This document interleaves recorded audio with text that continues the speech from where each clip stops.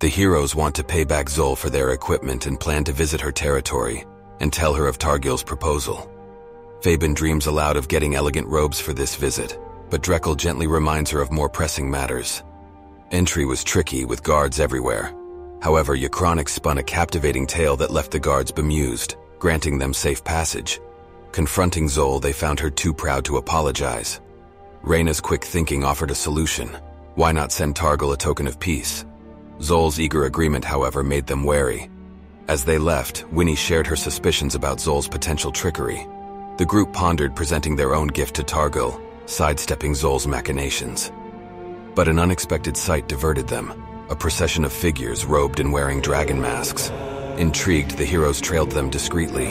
At the harbor, locals gave the group a wide berth. The procession met a ship with purple sails, from which slaves disembarked. The dragon-masked figures led these slaves to an old, partially restored stone temple in the no-man's land. The temple's surroundings were barren, leaving our heroes exposed. With caution and determination, they decided to delve deeper into this unfolding mystery. The stone edifice before them was as imposing. A grand gatehouse with double portcullises sat flanked by two extensive wings, with a towering structure rising dominantly at the rear. It exuded an aura of foreboding, and the heroes realized that a frontal assault would be folly. Drawing upon her druidic prowess, Reyna transformed into a tiny rat, a form nimble and discreet. Ycronic, tapping into his psychic powers, established a telepathic link with her, becoming her silent guide and guard. She scuttled along the right wing, her tiny whiskers twitching in search of entry. Though one door seemed promising, it was sealed too tightly. However, fortune favored her when she discovered a second set of heavy wooden doors with a slight gap beneath. But in her rush, Reyna's small form became wedged in the space. Panic surged as she wiggled, only becoming more firmly trapped. Telepathically signaling her distress, it was Winnie, swift and deft, who came to the rescue, pushing hard to free Reyna from her predicament. Once inside, Reyna's rodent eyes took in the sight. A stable, 3 occupied stalls, hay bales, and 4 men lounging, their swords carelessly thrust into the straw. A ladder hinted at a loft above. Pushing onward, Reyna squeezed under an inner door, revealing branching stone corridors. Drawn south, she encountered 2 doors. One drew her attention with an array of holy symbols nailed to it. She slid beneath it and into a long-forgotten cemetery. The overgrown graves, the gnarled trees, and the gray hue over everything gave an oppressive, haunted feeling. But what truly sent a shiver down her spine was the grotesque creature shambling towards her. Its bulging veins, twisted claw-like hands, and sharp, protruding teeth bespoke of unspeakable horrors.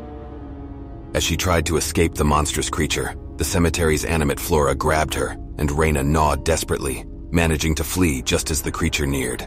Seeking refuge, she entered another door, uncovering a stonecutter's shed. Inside, 6 orcs, fear evident in their eyes and clad in holy symbols, seemed just as trapped as she had been moments ago. The hero's quest was unveiling more layers than they had ever anticipated.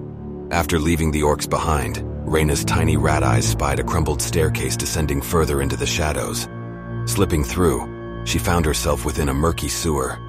An incessant thump caught her ear, leading her to an overturned barrel, with droplets creating the rhythmic sound. To muffle the noise, she ingeniously used her body, and within moments, she detected hushed voices and approaching footsteps. Hiding in the shadows, she watched a group of orcs maneuver through the sewer, deliberately avoiding a specific ledge. Curiosity piqued, she inspected the area, identifying odd indentations in the stonework. Fearing a trap, she took a less treacherous route, diving into the muck below. The sewer split ahead. Choosing the broader channel, a pungent sight awaited. The chamber was a damp nightmare, adorned with rotting waste and decaying matter. As she waded through, Reyna caught sight of pale, wriggling maggot-like creatures, their slimy forms swimming amongst the filth. Disturbed, she hastened her pace. Emerging from the cesspool, she found herself in a room with a grotesque display. Green rot and bovine carcasses dangled eerily, the smell of decay overpowering. Wishing to distance herself from the grisly sight, she pressed on. The subsequent chamber was a hive of activity. Giant ants skittered on the floor. But far more unsettling were the massive insectoid beings. Their multifaceted eyes gleamed menacingly, and with battle axes and shields adorning their forearms, they presented a clear threat. Deciding she had gathered enough information, Reyna retraced her steps, making her way upwards and finding solace in the dilapidated regions near the staircase she'd first descended. With a sigh of relief, she shifted back into her gnome form, reuniting with the team. Excited and alarmed, the group listened intently as Reyna recounted her chilling findings, realizing that the Slave Lord's temple was not just a hub of illicit activities but a labyrinth of dark and twisted secrets.